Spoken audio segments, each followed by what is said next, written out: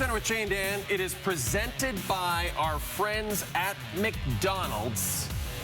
Thank you very much for tuning in as we hope to take your mind off a lot of the stuff going on in the world at the moment and put your mind on all the stuff happening in the world of sports now. And everyone's been sending us tweets, messages, getting Dan all riled up, saying, well, what are you guys going to talk about? I'll tell you what. The fact that the NHL had some news on Tuesday, and by Tuesday I mean Monday. Oh, my turn? Yeah. Okay. Yeah, the NHL, they sent out a new memo to the players regarding player movement and activity during the season pause. Effective immediately, players are now allowed to leave their NHL cities and return home, including outside of North America. The players will still be required to self-isolate in their new location until March 27th, unless a longer period is required by local mandates. Players should still report any symptoms or testing results to club medical staff.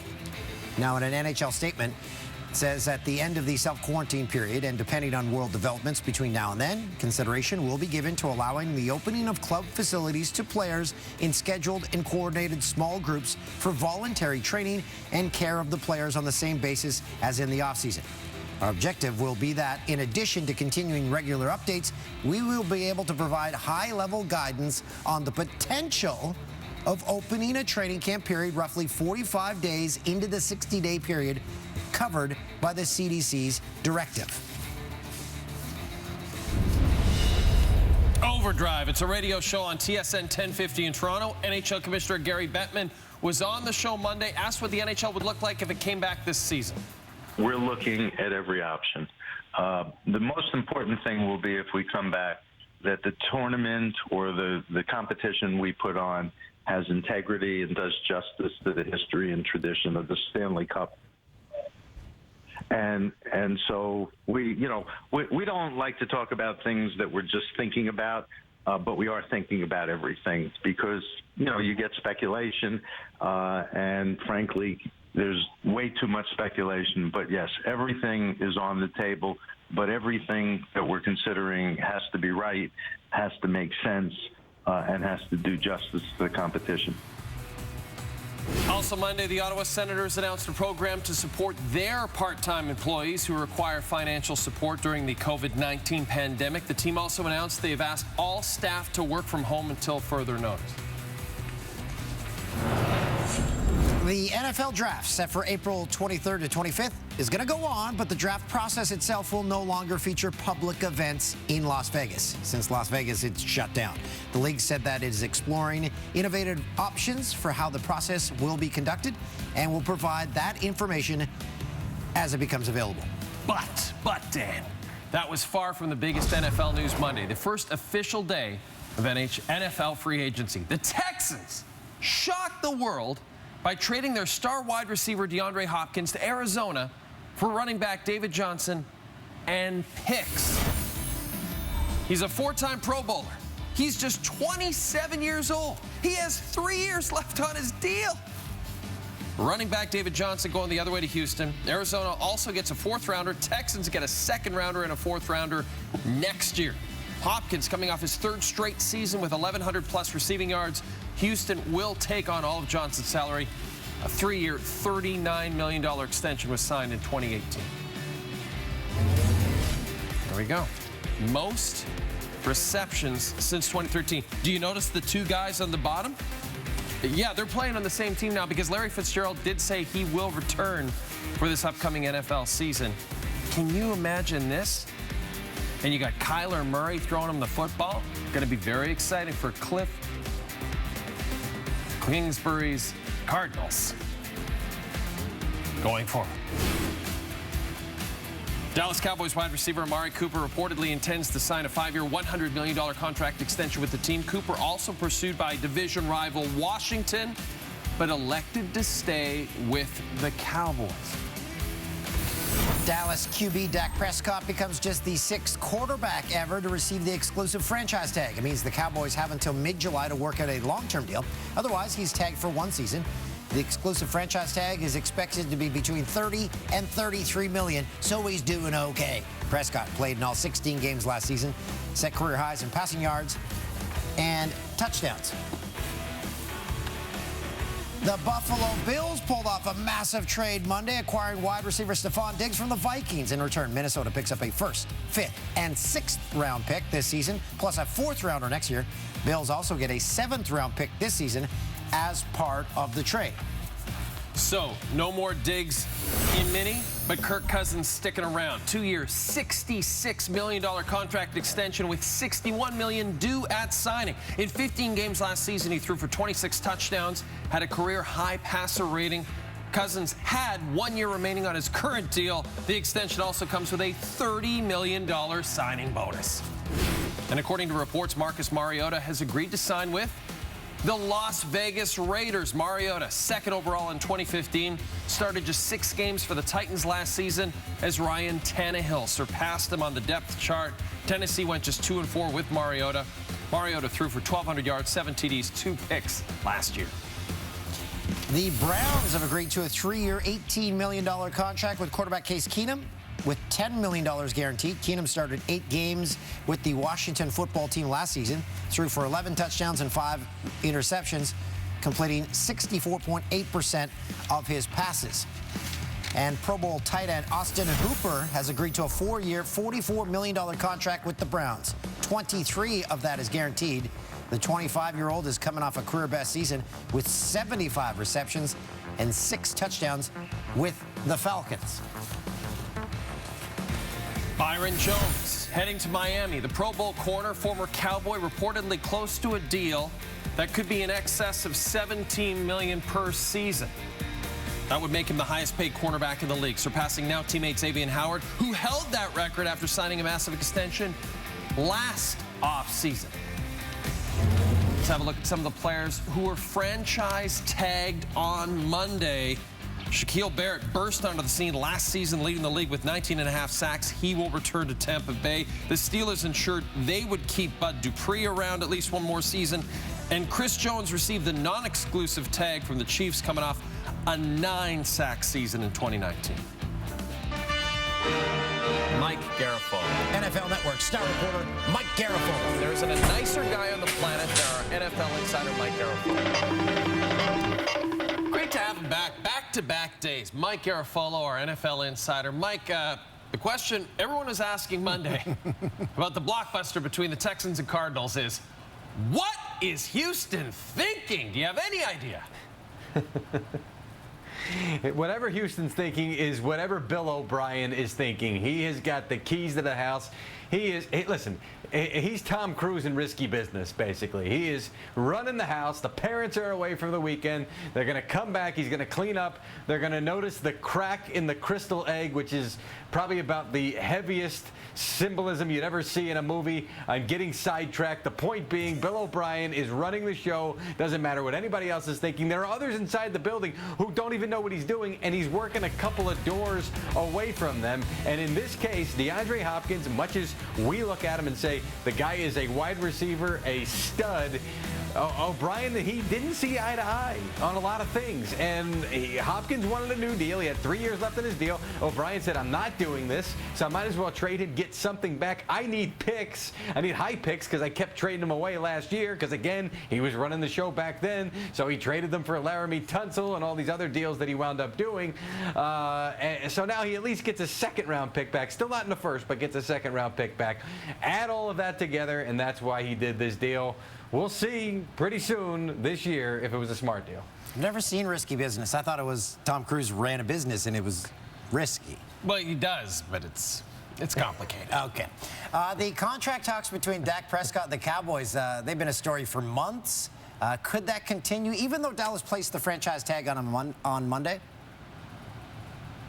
Yeah, now you're going to see a negotiation up to the middle of July. That's the next deadline. They've got till then to do a long-term deal. Otherwise, he has to play on the franchise tag 1 year at $30 million plus. Now, one storyline that I was going to watch on this one was Dak Prescott going to show up for these off-season workouts, or was he not going to be there? But frankly, that may not be an issue because we may not have off-season workouts given the situation with the coronavirus. The NFL has postponed them. There really is no date for when these things are going to come back, so you may not have a spring period. So the next thing we're looking at is, will Dak Prescott do a deal before July 15th? If he doesn't, can play out the tag. We can do this next year. He'll have even more leverage. He already bet on himself by playing on only $2 million. Only $2 million last year. This is an easier bet to make if he wants to make it. We'll see. I know the guy's got a lot of pride and he wants top dollar for his services. Mitchell Trubisky is not going to get top dollar for his services. What is happening with the Bears quarterback situation? Because Teddy Bridgewater seems to have no interest in going there. Could they stick with Trubisky, or has that ship already sailed? Well, they're going to stick with Trubisky. I mean, they're showing a lot of confidence in him. And the guy that comes in is going to be a veteran. He's going to push Trubisky. I don't think he'll come in and it'll be an open quarterback competition, because this Bears regime is really trying to give Mitchell Trubisky one last shot. But the names I'm looking at are Nick Foles, who has a history with the Bears quarterbacks coach John DeFilippo. Those two were together in Philadelphia. That worked out great. And you've also got Andy Dalton, who's in the mix here, whom the Bengals want to trade, and they want to get him in a situation that could be good for him. It's a Ryan Tannehill type situation for a quarterback, because if you take over for Trubisky and you've got a talented team around you and you win, you could set yourself up to be the starter for this team next year. So it's a highly sought after backup job, and we could see that shake out with Foles or Dalton or maybe a dark horse in the next day or so. Appreciate all your info, Mike. Before we say goodbye, there's no chance that we aren't going to ask you about this. Okay, yeah, go ahead, Ian. Yeah, caffeinate, my friend. Also, for the Browns, once Kareem Hunt came back from suspension, he was productive for the Cleveland Browns, and it sounds like they're trying at least to keep him around. Mike? I thought that was empty. I can't believe I just did that. I was trying to make a joke, and I just spilled coffee all over myself. Failed. I'm going to be Still love you on Twitter. That is incredible. Ooh. Mike, how is the laptop? Yeah. The laptop is fine. It was a little sticky for a while. I'm really disappointed with myself, though, because I said I'm going to be on Twitter. What I should have said is I'm going to be on Jay and Dan, because I know they're going to play this on the old TSN broadcast. I love it, Mike. Amazing information. Wish we had more time with you, but we'll get to you in the future. Thank you, my friend. Stay safe. Thank you, guys. Appreciate it. You too. Still to come, Dana White was adamant that the fights would go on, but the UFC is forced to postpone upcoming events. We've got the details next.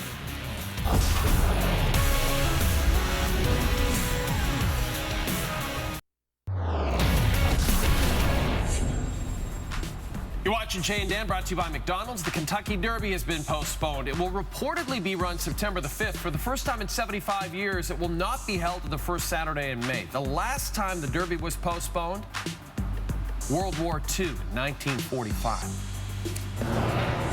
UFC events through April 11th have been postponed indefinitely. UFC President Dana White says April 18th event featuring Khabib and Tony Ferguson will still take place on that date, but will have to be moved from Brooklyn.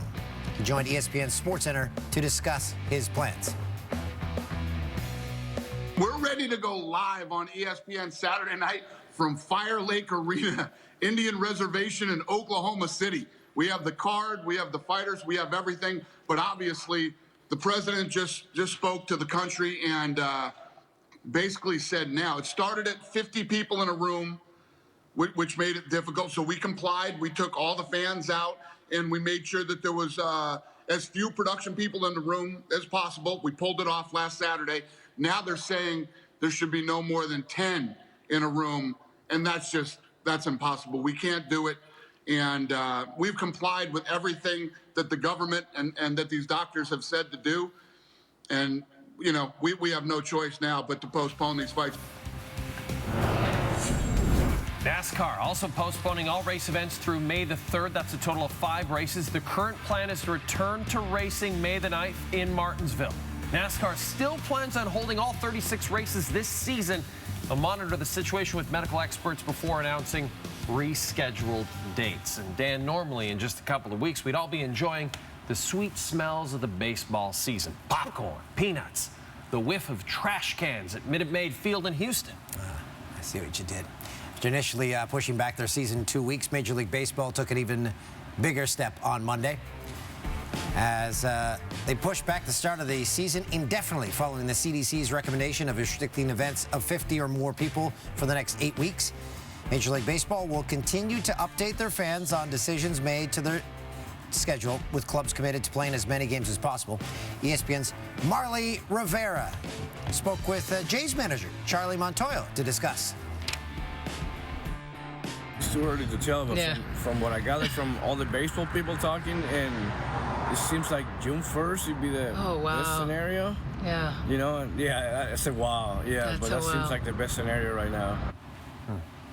Charlie has a way of making even bad news seem good.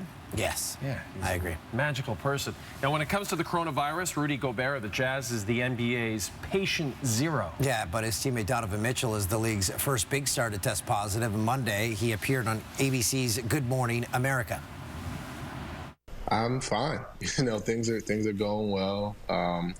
Just in isolation, got a unique setup, but no fever, no symptoms as of right now, and I'm just blessed to be able to be okay. The biggest thing for me is just to stay in isolation and just be able to just keep to myself. You know, I have no symptoms, which is a unique situation. I keep making a joke when people ask me. I said, if you were to tell me I'm not playing a 7-game series tomorrow, I'd be ready to lace up. Wow.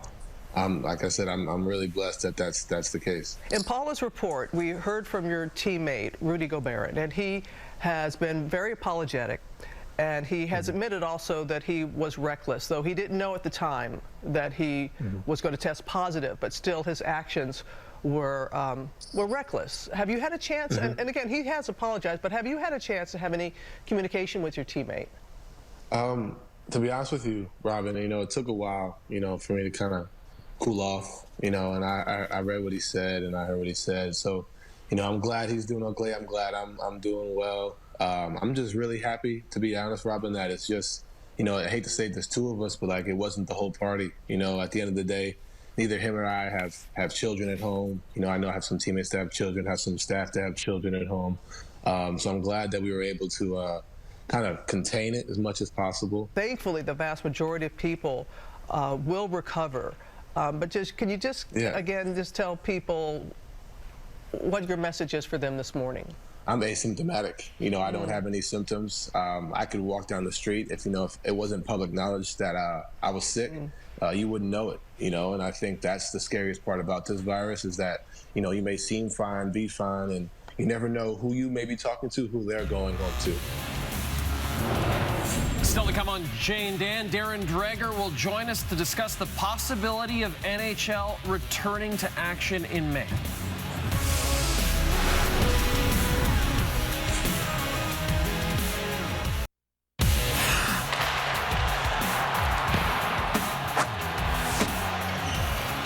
Who Delivered, brought to you by McDelivery.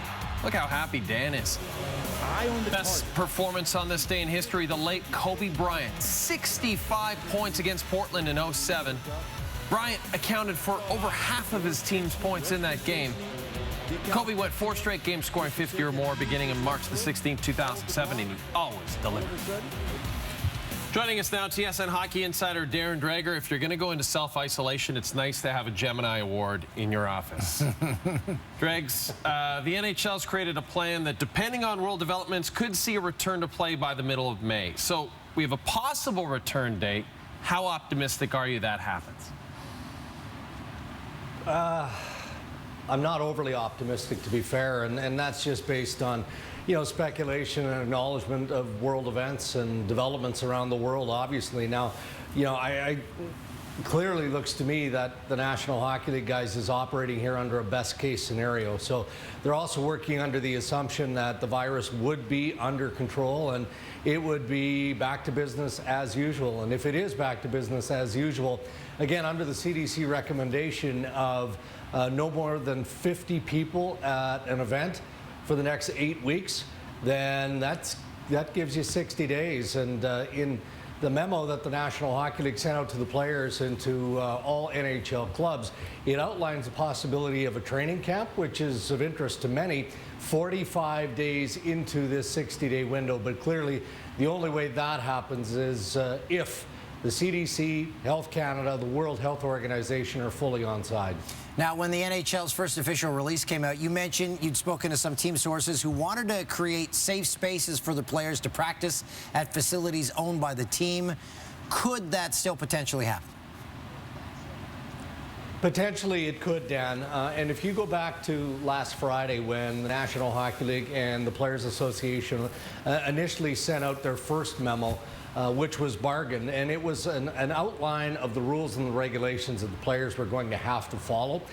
Initially, the players were to stay in their NHL cities. Well, we know now that that's been lifted. And it also forbid players from going to either the practice facility or their club, their home NHL arenas. But now they're saying if the direction of the virus changes and it is contained, that this is a possibility that could be revisited in the future. It's interesting because I had one NHL club that refers to its arena, one of the newer venues in the National Hockey League, as literally a sanctuary. So the idea behind this, according to the executives of this team, would be, look, the players are self-quarantined or they're in self-isolation at home.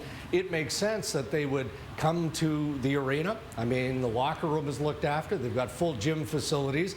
They can eat 3 square meals a day. And, again, if the virus has been contained when they're allowed to come back, then they can start skating again in smaller groups. But I don't think that the National Hockey League is anywhere near allowing that to happen at any point soon. Dreg, stay safe, and thanks for joining us. Same to you guys. Thank you. All right. Okay. Seems comfortable in there. It's a nice suit. We'll be back right after this.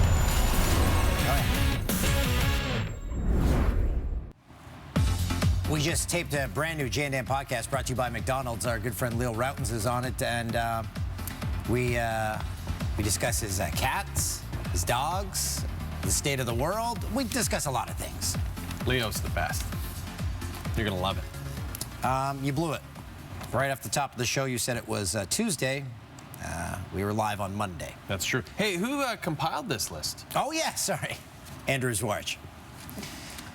Before the DeAndre Hopkins trade tape, you said it was the first day of NHL free agency, first day of NFL free agency. And you were unsure if you stumbled or just forgot Cardinals head coach Cliff Kingsbury's name, but you struggled. I did struggle with Cliff Kingsbury's name. And producer Tim blew it. This show was only 30 minutes. Yeah, it should have been longer. Unfortunately, guys, we're going on hiatus for the foreseeable future. Not sure when we're returning. Hopefully soon. Stay safe. See you sometime soon, hopefully. Be safe.